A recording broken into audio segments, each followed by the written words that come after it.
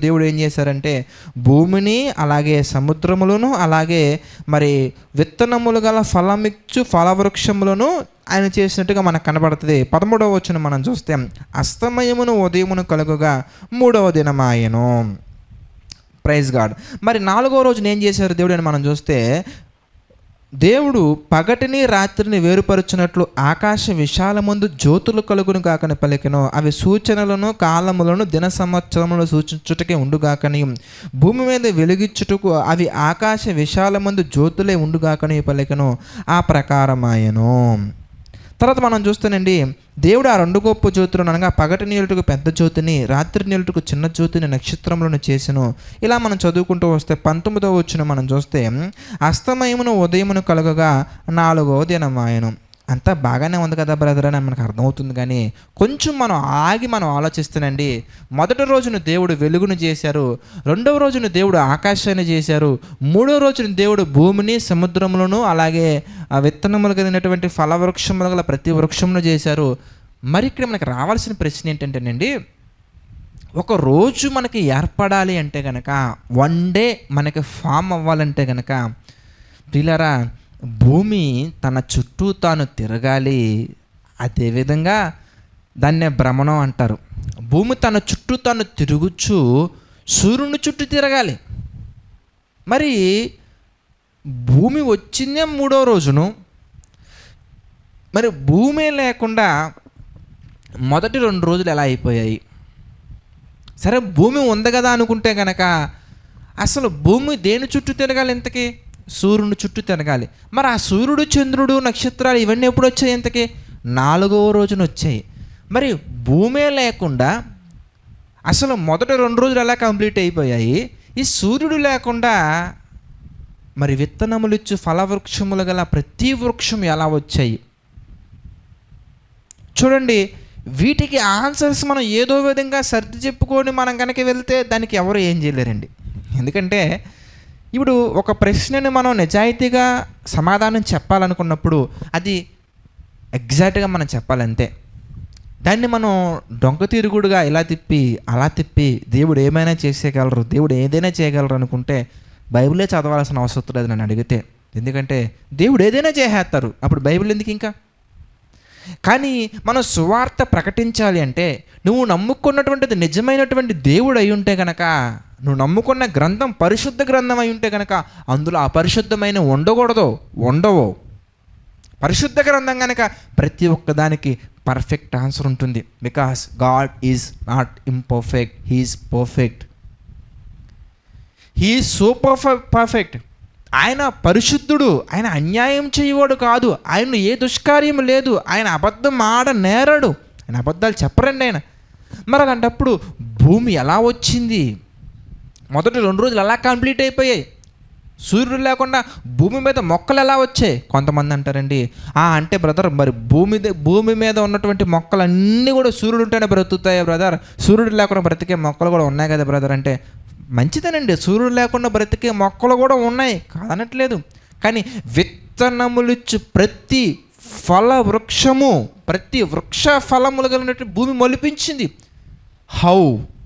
సరే సూర్యుడు లేనటువంటి మొక్కలు కొన్ని ఉన్నాయి అనుకుందాం, కానీ ప్రతి ఒక్క మొక్క ప్రతి ఒక్క వృక్షము అది 3వ రోజున వచ్చినట్టుగా మనకు కనబడుతుంది కదా.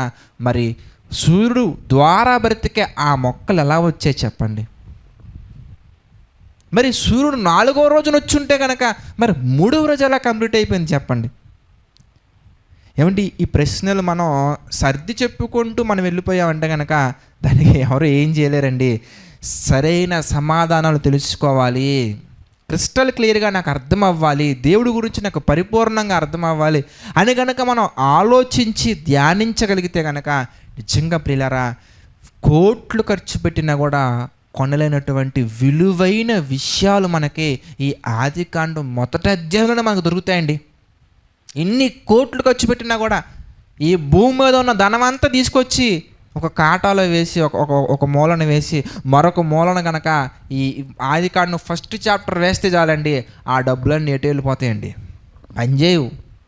రత్నాలు, రాసులు, ముత్యాలు, పగడాలు, ప్లాటినం ఇంకెన్నీ తీసుకొచ్చేయండి, అంత డెప్త్ నాలెడ్జ్ ఉన్నటువంటి సబ్జెక్ట్ మనకి ఫస్ట్ చాప్టర్లో ఉన్నప్పుడు మనం ఏం చేస్తామంటే చదువుకుంటూ వెళ్ళిపోతామండి. అలా చదువుకుంటూ వెళ్ళిపోతే ఏమీ రాదండి, మనకి అస్సలు ఏమీ రాదండి. మనకి క్రిస్టల్ క్లియర్గా బైబిల్ మనకు అర్థం అవ్వాలంటే కనుక చదువుకుంటూ వెళ్ళటం కాదండి, ధ్యానించగలగాలి. ఒకరోజు ధ్యానించు, 1 వీక్ ధ్యానించు, లేదంటే కనుక మెడిటేట్ చేయి, 1 year అయినా చేయి. కానీ మనకు అందులో ఉన్న ప్రతి విషయం కూడా కూలంకషంగా మనకు అర్థం అవ్వగలగాలి, చాలా చక్కగా అర్థం అవ్వాలి. ఇంతేకాదండి, మనం ఎలా చదువుకుంటూ వెళ్ళాం అనుకోండి, మనం ఆలోచిస్తానండి, దేవుడు 6 దినాలలో సృష్టిని చేసినట్టుగా మనకు కనబడుతుంది. 7వ దినమున విశ్రమించను. ఎంత చక్కగా మనం చూద్దాం. అక్కడ మనం చూస్తానండి, 2వ అధ్యాయం మనం చూద్దాం. 2వ అధ్యాయం మనం చూస్తానండి, 1వ వచనం మనం చూద్దాం. ఆకాశమును భూమియు వాటిలోనున్న సమస్త సమూహమును సంపూర్తి చేయబడును.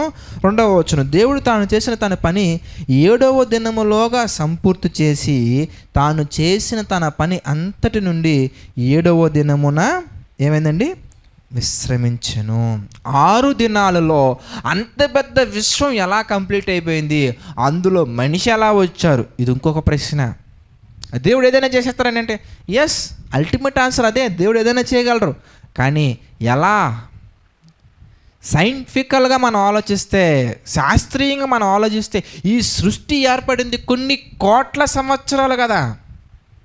సైన్స్ తప్పంటావా, బైబిల్ తప్పంటావా? మీరు ఆలోచించండి. సైన్స్ తప్పంటావా, బైబిల్ తప్పంటావా?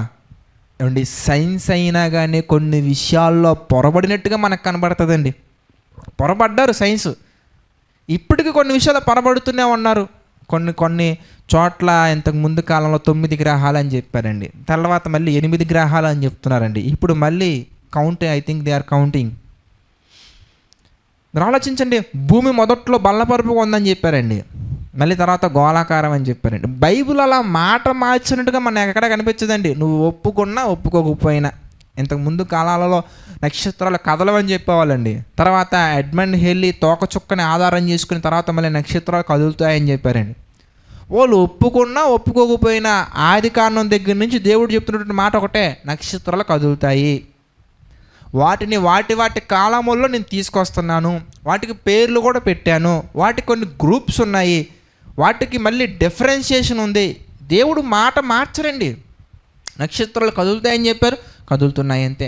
వీలైన కదలవు, కదులుతాయని మాట మారుస్తారు. కానీ బైబిల్లో చెప్పబడిన విషయాలు మొదటిలో వారికి అర్థం కాకపోయినా తర్వాత అయినా కానీ బైబిల్లో చెప్పిన విషయాల దగ్గరకు వచ్చి ఆగిపోయినటువంటి సందర్భాలు మనం చూసాం. కానీ బైబిల్ మాట మార్చినట్టుగా మనం చూడలేదండి. మరి బైబిల్లో మాత్రం 6 దినాలలో సృష్టి మొత్తం అయిపోయిందని చెప్తున్నారు. మరి సైన్స్ కోణంలో మనం ఆలోచిస్తానండి, కొన్ని కోట్ల సంవత్సరాలు అవుతుందని మనం గమనించవచ్చు సైన్స్ కోణంలో మనం ఆలోచిస్తే. మరి ఈ ఆదికాండం ఫస్ట్ చాప్టర్లో మనకి డైనోసార్స్ అనే మాట కనిపించదండి. మరి శాస్త్రీయంగా మనం ఆలోచిస్తే డైనోసార్స్ ఉనికి కూడా మనకు కనబడుతుంది కదా. మరి ఏంటి ఇదంతా? మనం కనుక ఏదోలా అయ్యి ఉంటుందిలే మనం వెళ్ళిపోయామంటే కనుక బైబిల్ స్టడీ అవసరం లేదు, ఏది అవసరం లేదు, చదువుకుంటూ వెళ్ళిపోండి, ప్రాబ్లమే లేదు. ఎందుకంటే ఏదో ఒక విధంగా కంప్లీట్ చేయాలనుకుంటే కనుక కంప్లీట్ చేసేయండి, అందులో నష్టమే లేదు. కానీ ఏంటయ్యా నష్టం అంటే, ఎంత చదివినా కానీ మనకు అందులో ఉన్నటువంటి దేవుని యొక్క ఆలోచనలు మనకు అర్థం అవ్వకపోతే ఎంత చదివినా ఏం ఉపయోగం? ఆలోచించండి ఒకసారి. మీరు అలా చదువుకుంటూ వెళ్ళారనుకోండి, ఇవన్నీ ఒకప్పుడు నాకు వచ్చినటువంటి ప్రశ్నలండి. నేను చాలామందిని అడిగేవాడిని, బ్రదర్ ఇది ఎలా బ్రదర్, అది ఎలా బ్రదర్, ఇది ఎలా బ్రదర్, అది ఎలా బ్రదర్. ఎందుకంటే I don't have Christian background. నాకు బ్యాక్గ్రౌండ్లో ఎవరు నాకు బైబిల్ గురించి చెప్పినటువంటి లేరు. ఎందుకంటే మేము చిన్నప్పటి నుంచి మా పద్ధతులు వేరు, మా విధానాలు వేరు. సండే స్కూల్ అనే పదమే నా జీవితంలో లేదండి ఒకప్పుడు. Then how can I know these things? నాకు ఎలా అర్థమవుతాయి? ఇంతకీ అర్థం కావండి. ఆ 1వ అధ్యాయం చదువుకున్నప్పుడు దేవుడు నాకు ఇచ్చినటువంటి ఒక మంచి ఆలోచన ఏంటంటే, ఏదైనా కానీ ఏ పని చేస్తున్నా కానీ అందులో 100కి 100% నాకు అర్థమవుతేనే నేను ముందుకు వెళ్ళగలనండి. అందులో 0.001% నాకు కొంచెం రెడ్ కలర్ అలా కనిపించినా కానీ నేను ముందుకు వెళ్ళలేను. ఈవెన్ ఈ పరిచర్య ముందుకు తీసుకెళ్లే విషయాలు కూడా కొన్ని నాకు స్ట్రక్ అయ్యే పరిస్థితులు కనిపించినప్పుడు నాకు నేనుగా ప్రార్థన చేసుకుంటుంటాను, ప్రభువా దీన్ని ఎలా నేను సాల్వ్ చేసుకోవాలి, ఇది నాకు అర్థం కావట్లేదే, నాకు పరిపూర్ణమైన జ్ఞానాన్ని దయచేయ ప్రభువా అని నేను దేవుని మీద ఆధారపడి నేను వెళ్ళగలుగుతానే తప్ప సొంతగా కొంచెం అర్థమైనా కొంచెం అర్థం కాకపోయినా తర్వాత చూద్దాలని వెళ్ళే మనస్తత్వాన్ని దేవుడు నాకు చిన్నప్పటి నుంచి ఇవ్వలేదండి. అది దేవునికి మహిమ ఘనత ప్రభావాలు చెల్లును గాక. అలాంటప్పుడు అలా మనం చదువుకుంటూ వెళ్ళాం అనుకోండి, 2వ అధ్యాయంలోకి వెళ్ళిపోయిన తర్వాత ఇంకా నా లైఫ్లో ద మోస్ట్ కన్ఫ్యూజింగ్ క్వశ్చన్ అండి. అదేంటంటే, దేవునికి భవిష్యత్తు తెలుసా తెలియదా? తెలుసు. ఎందుకంటే ఆయన సర్వశక్తుడు, సృష్టినే చేసినటువంటి అతను. మరి ఆయనకి ఎందుకు భవిష్యత్తు తెలియదు? మరి అలాగైతే ఏదేను వనంలో ఆదామును హవ్వను ఉంచి, ఇదిగో ఈ తోట చెట్లలో ప్రతి వృక్ష ఫలమును మీరు తినొచ్చు, కానీ ఇదిగో ఆ వృక్ష ఫలాన్ని మాత్రం మీరు తినొద్దు, దాన్ని తింటే మీరు మరణిస్తారు.